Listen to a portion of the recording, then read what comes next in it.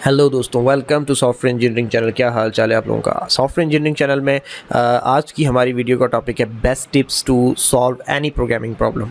इस वीडियो में हम क्या क्या चीज़ें कवर करने वाले हैं। सबसे पहले तो हम ये देखेंगे कि अगर आपने प्रोग्रामिंग सीख ली है और अगर आपके सामने पैराग्राफ की शक्ल में या एक स्टेटमेंट की शक्ल में एक प्रॉब्लम रख दी जाती है और आपको ये कहा जाता है कि इसका कोड लिखें, तो वो आप कैसे लिख सकते हैं, किस तरीके से ये प्रॉब्लम को सॉल्व करने की स्किल जो है आप अपने अंदर पैदा कर सकते हैं, उन तमाम चीज़ों को इस्तेमाल करते हुए जो कि आप सीख कर आए हैं प्रोग्रामिंग के अंदर। उसके बाद दूसरे नंबर पे जब ये स्किल आपको आ जाए कि कैसे आपने किसी भी प्रॉब्लम को यूजिंग प्रोग्रामिंग सॉल्व करना है, तो किस तरीके से आप उस स्किल को इम्प्रूव कर सकते हो कि आप एफिशिएंटली और फास्टली प्रॉब्लम सॉल्व कर सको। हम इन दोनों चीज़ों को देखेंगे। अच्छा, ये दोनों चीज़ें देखने से पहले मैं आपको ये बता दूं कि ये वीडियो बनाने की ज़रूरत मुझे क्यों पेश आई। बीइंग अ प्रोग्रामिंग इंस्ट्रक्टर, मैं बहुत सारे स्टूडेंट्स को प्रोग्रामिंग पढ़ा रहा होता हूँ और अक्सर स्टूडेंट्स मुझसे ये सवाल करते हैं, और जो सवाल मैं आपके सामने रखने वाला हूँ, आप भी अगर प्रोग्रामिंग के अंदर न्यू हैं या अभी जूनियर लेवल पे हो, प्रोग्रामिंग सीख रहे हैं, तो आप भी इससे रिलेट कर पाएंगे। और सवाल ये होता है कि सर हमें ये तो पता है कि फॉर लूप क्या काम करती है, कैसे इस्तेमाल होती है, इफ़ कैसे इस्तेमाल होती है, वाइल डू वाइल कैसे इस्तेमाल होती है, इनपुट कैसे लेनी है, वेरिएबल क्या, सब पता है, सारा सिंटैक्स सीख लिया है। लेकिन अब इन सब चीज़ों को इस्तेमाल करते हुए किसी भी प्रॉब्लम का सलूशन कैसे निकाला जाए, किसी भी प्रॉब्लम को कोड में कैसे कन्वर्ट किया जाए, ये हमें समझ नहीं आता। हमें ये समझ नहीं आता कि कोई भी प्रॉब्लम जब स्टेटमेंट की शक्ल में लिखा हुआ हो और कहा जाए कि अब इसका प्रोग्राम लिख कर दो, तो वो कैसे लिखें, किन किन चीज़ों के कम्बिनेशन से हम इसका सलूशन निकाल सकते हैं, हमें ये समझ नहीं आ रहा होता। क्या इस प्रॉब्लम के सलूशन के निकालने के लिए फॉर यूज़ होगी, क्या इस प्रॉब्लम के सलूशन को निकालने के लिए वाइल यूज़ होगी, हमें ये चीज़ें समझ नहीं आ रही होती। तो अब हमने सबसे पहले तो इस चीज़ को फाइंड आउट करना है कि ये प्रॉब्लम आती क्यों है और इसको ठीक कैसे किया जा सकता है। देखें, होता यह है कि जब आपके सामने प्रॉब्लम स्टेटमेंट रखी जाती है ना, और आपको ये कहा जाता है कि इस प्रॉब्लम स्टेटमेंट का सॉल्यूशन प्रोवाइड करो कोड बना के, यानी कि इसका कोड लिख के हमें सॉल्यूशन प्रोवाइड करो, इसका कोड आपने बनाना है। जब आपसे ये बात कही जाती है तो आप फ़ौरन अपने माइंड को कोडिंग वाले एरिया के अंदर ले जाती हो, और जब आप प्रॉब्लम स्टेटमेंट पढ़ रहे होते हो ना, तो जहाँ पर ज़रा सी कोई चीज़ समझ आती है कि यहाँ पर अगर का बात या अगर की बात यूज़ हुई है प्रॉब्लम स्टेटमेंट, लेट से कि अगर मामला ऐसा हो तो ये कर लेना, अदरवाइज़ ये कर लेना, आप फ़ौरन जो है माइंड में लेके बैठ जाते हो, हाँ जी इफ एल्स लगेगी। उसके बाद फिर आगे जाके जब कोई चीज़ समझ नहीं आती कि यहाँ पर क्या लगेगी, जब किसी बात को आप किसी प्रोग्रामिंग के सिंटैक्स से वाइल फॉर डू वाइल वगैरह से रिलेट नहीं कर पा रहे होते, तो आप वहाँ जाके प्रॉब्लम में स्टक कर जाते हो। एक मसला ये होता है, और फिर उसके ऊपर वहीं बैठ के सोचते रहते हो, और फिर उसके बाद जब सॉल्यूशन इंप्लीमेंट करने की बात आती है तो डायरेक्ट कंपाइलर खोल के बैठ जाते हो। C++ या सी में काम कर रहे हो तो डेव C++ खोल के बैठ जाते हो, या फिर जिस भी प्रोग्रामिंग लैंग्वेज में आप काम कर रहे हो उसका कंपाइलर खोल के बैठ जाते हो। ये अप्रोचेज़ गलत हैं। मसला ये कि ये अप्रोचेज़ जो प्रॉब्लम सॉल्व करने के लिए आप यूज़ कर रहे होते हो, ये सारी की सारी गलत है। आपने ये काम कभी नहीं करना कि उस प्रॉब्लम को पढ़ते हुए ही माइंड में जो है प्रोग्रामिंग के डिफरेंट सिंटैक्स जो है रिलेट करना शुरू कर दिए। कहीं पे अगर यूज़ हुआ तो ओके जी यहाँ पे इफ़ आएगी, कहीं पे ये कहा गया कि ये नंबर्स हैं, इनको हमने 10 टाइम इस तरीके से प्रिंट करना, ओके जी फॉर आएगी। ये काम मत करें। प्रोग्रामिंग के किसी भी प्रॉब्लम को सॉल्व करने के लिए फ़ौरन प्रोग्रामिंग में सोचोगे तो प्रोग्रामिंग का प्रॉब्लम का जो सॉल्यूशन है वो नहीं मिल पाएगा। आप सिंपली इतना करो, अब मैं आपको बता रहा हूँ कि काम करना कैसे है, अब आप उस पर फोकस करो। आपने सिर्फ और सिर्फ इतना करना है कि आपके सामने problem statement I, let's say वो इंग्लिश में लिखी हुई है, ठीक है। आपकी कोई अपनी ज़बान होगी, उर्दू होगी, हिंदी होगी, या जो भी लैंग्वेज आप अपने बोलते हो, ठीक है। आपने उस प्रॉब्लम को इंग्लिश में पढ़ना है। उस प्रॉब्लम को इंग्लिश में पढ़ने के बाद अपनी लैंग्वेज, जो आपकी अपनी लैंग्वेज है, उसमें ट्रांसलेट करके उसको बैठ के समझना है। जब आप समझ रहे हो, प्रॉब्लम को समझ रहे हो, क्वेश्चन को समझ रहे हो, प्रोग्रामिंग को माइंड में मत लाना, भूल जाओ कि आपने इसका कोड लिखना है। बस आपका पहला टास्क ये है कि आपने उस प्रॉब्लम को अपनी ज़बान में समझना है कि यार ये प्रॉब्लम है क्या, ये बंदा एक्चुअली चाहता क्या है, कि हम क्या करें, उस बात को समझो। जब आप उसको एज अ होल समझ जाओ ना, तो प्रॉब्लम जो है उसको डिवाइड कर लो छोटे छोटे सब टास्क में, ठीक है। एक अप्रोच होती है जिसका नाम है डिवाइड एंड कंकर, ठीक है। और वो अप्रोच ये कहती है कि यार आपका जो एक बड़ा सा प्रॉब्लम है उसको छोटे छोटे प्रॉब्लम्स में तकसीम करो और वो जो छोटे छोटे प्रॉब्लम्स बनाए हैं आपने उनको इंडिविजुअली अलग अलग से सॉल्व करो और सॉल्व करने के बाद सबका सोल्यूशन मिलाकर एक जगह ले आओ तो वो जो बड़ा प्रॉब्लम था उसका सोल्यूशन निकल आएगा। दिस इज़ डिवाइड एंड कंकर अप्रोच। ठीक है, आपने क्या करना है, जब आपने प्रॉब्लम को आइडेंटिफाई कर लिया, अच्छे से समझ लिया, तो अब आपने उस बड़े प्रॉब्लम के, उस मेगा प्रॉब्लम के छोटे छोटे स्मॉल प्रॉब्लम बना लेते हैं, यानी उसको छोटे छोटे टास्क में डिवाइड कर देना है। ठीक हो गया। जब आपने उसको टास्क में डिवाइड कर लिया तो अब आप उन टास्क को अरेंज करके लिख लें किसी जगह पर। लेट्स से अभी तक प्रोग्रामिंग इन्वॉल्व नहीं हुई है, ठीक है। लेट्स से अगर ये कहा गया था कि आप एक ऐसा प्रोग्राम लिखें जो कि यूज़र से इनपुट ले, उसके बाद उस इनपुट की बेस के ऊपर ये बताए कि कौन सा नंबर बड़ा है और कौन सा छोटा है, यानी कि 2 इनपुट ली जा रही हैं। अब आपने इसको क्या करना है कि इसको टास्क में डिवाइड कर लिया, यानी कि पहला टास्क ये कि यूज़र से इनपुट लेनी है, दूसरा टास्क ये कि चेक करना है कि कौन सा नंबर छोटा है और कौन सा बड़ा है। द पॉइंट इज़ कि अब ये 2 टास्क में आपने इसको डिवाइड किया, लेकिन इन टास्क की अरेंजमेंट मैटर करती है। इसमें जो दूसरा वाला टास्क है कि कौन सा नंबर छोटा है कौन सा बड़ा है, ये आप तभी परफॉर्म कर सकते हो जब आपके पास 2 नंबर आ जाएंगे, राइट। तो इसका मतलब ये कि यूज़र से 2 नंबर्स की इनपुट लेने वाला टास्क 1 पे जाएगा, नंबर 1 पे, और दूसरा नंबर 2 पे आएगा। इसी तरीके से आपके पास कोई भी प्रॉब्लम है, जब आप उसको छोटे छोटे टास्क में डिवाइड करोगे तो आप उन टास्क को फिर अपने तौर पे अंडरस्टैंड करो, अपनी लैंग्वेज में अंडरस्टैंड करो और देख लो कि किस टास्क के बाद कौन सा टास्क हो सकता है। उनको उसी ऑर्डर में अरेंज करके लिख लो। जब आप उनको उस ऑर्डर में अरेंज करके लिख लोगे, उसके बाद आप क्या करो, हर एक टास्क को इंडिविजुअली कोड करना शुरू कर दो। जब सारे के सारे टास्क इंडिविजुअली कोड हो जाएं तो उसके बाद उनको ईजीली आप एक कोड के अंदर लेके जाकर तो पूरा का पूरा आप कोड बना दोगे और वो जो एज अ होल कोड होगा वो उस पूरे बड़े प्रॉब्लम का सलूशन होगा जो कि आपको दिया गया था सॉल्व करने के लिए। ये एक आसान सा काम है। जब आप छोटे छोटे टास्क के अंदर डिवाइड कर लोगे बड़े प्रॉब्लम को तो हर एक टास्क इंडिविजुअली आपको बता देगा कि ओके जी इस टास्क के लिए यूज़र से इनपुट लेनी है, ओके जी टास्क नंबर 2 के लिए इफ एल्स यूज़ होगी, टास्क नंबर 3 के लिए व्हाइल यूज़ होगी। लेकिन अगर आप इसको एज अ होल सोच रहे होते तो कभी भी आप अल्टीमेट गोल तक नहीं पहुंच पाते। अच्छा, यहाँ पर एक चीज़ ये भी कही जाती है कि जब प्रॉब्लम आपके सामने आ गई तो आजकल तो गूगल पे सब कुछ मौजूद है, गूगल इट।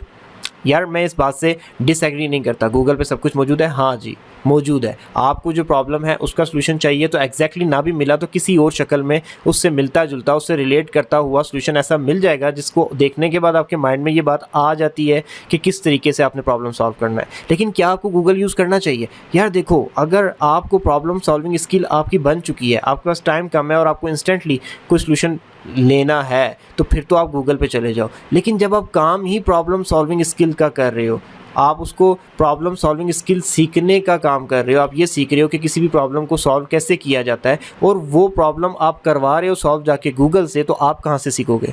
तो जब आप लर्निंग स्टेज पे हो तो गूगल को थोड़ा सा अवॉइड करो।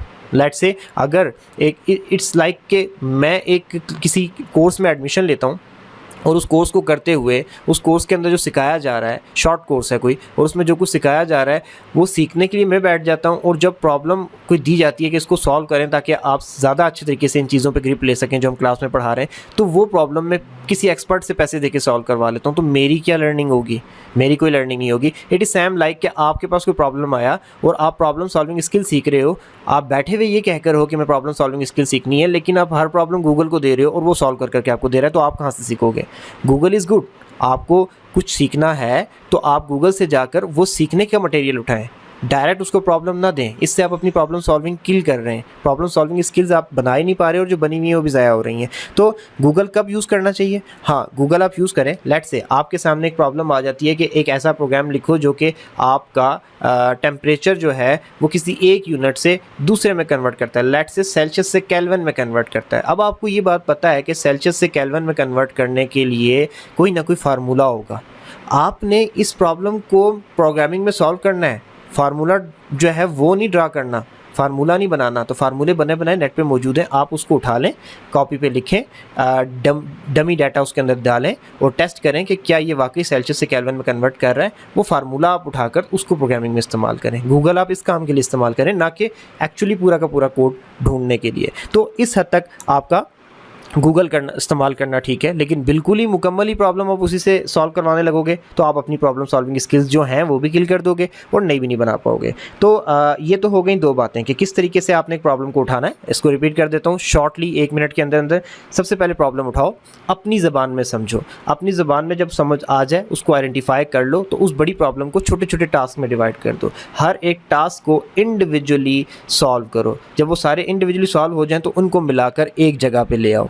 बेस्ट अप्रोच है और वो आपका सलूशन निकल आएगा। क्या गूगल यूज़ करना है? गूगल यूज़ करो, लेकिन सिर्फ इस हद तक कि अगर किसी जगह पे किसी काम को करने के लिए कोई पहले से बनाया हुआ स्टैंडर्डाइज फार्मूला है और वो आपको चाहिए अपना प्रोग्रामिंग प्रॉब्लम सॉल्व करने के लिए और वो आपको ज़बानी याद नहीं है या फिर आपको कहीं से मिल नहीं रहा है, तो आप गूगल पे जाएँ, उससे फार्मूला पूछें, फार्मूला उठाएँ, कहीं कॉपी पे नोट पैड पर लिखें, उसमें डमी डाटा डालें, उसको टेस्ट करें, उसके बाद उसको आप अप्लाई करना शुरू कर दें थ्रू प्रोग्रामिंग। गूगल यहाँ तक यूज़ करें पूरा प्रॉब्लम सॉल्व करने के लिए नहीं।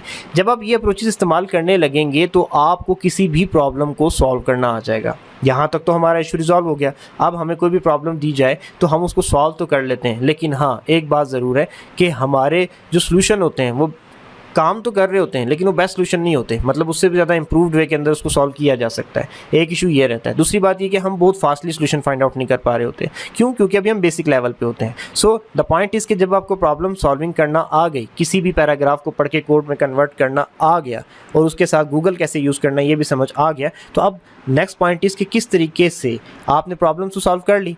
अब आपने नेक्स्ट आगे ये देखना है कि किस तरीके से आपने अपनी प्रॉब्लम सॉल्विंग स्किल को इम्प्रूव करना है। और ये इम्प्रूव के अंदर सबसे पहली बात जो मैं आपको बता दूं वो ये है कि देखो, practice is the key to success. अगर आपने रेगुलर बेसिस पे प्रैक्टिस करनी है, अगर आप ये काम करेंगे, टाइम देंगे, तो ही बाकी सारी बातें होंगी। अगर आप रेगुलर बेसिस पे प्रैक्टिस नहीं कर सकते, टाइम नहीं दे सकते, तो बाकी सारी की सारी बातें फजूल हैं। चलो रेगुलर बेसिस पे नहीं कर सकते, 1-2 दिन बीच में गैप भी आ जाए, उसके बाद करें। एक दिन काम करें, 2 दिन छोड़ के फिर एक दिन काम करें, एक पैटर्न बना लें, उस पर काम करें, तो ठीक है। अदरवाइज़ आप टाइम भी नहीं दे सकते, उसके बाद आप प्रैक्टिस भी नहीं कर सकते, प्रैक्टिस के लिए आपके पास टाइम नहीं मैनेज हो रहा, और फिर आप ये कहें कि मेरी प्रॉब्लम सॉल्विंग स्किल अच्छी हो जाए प्रोग्रामिंग में, तो ये पॉसिबल नहीं है। अगर आप ये काम नहीं कर सकते तो बाकी सारे पॉइंट्स बेकार हैं।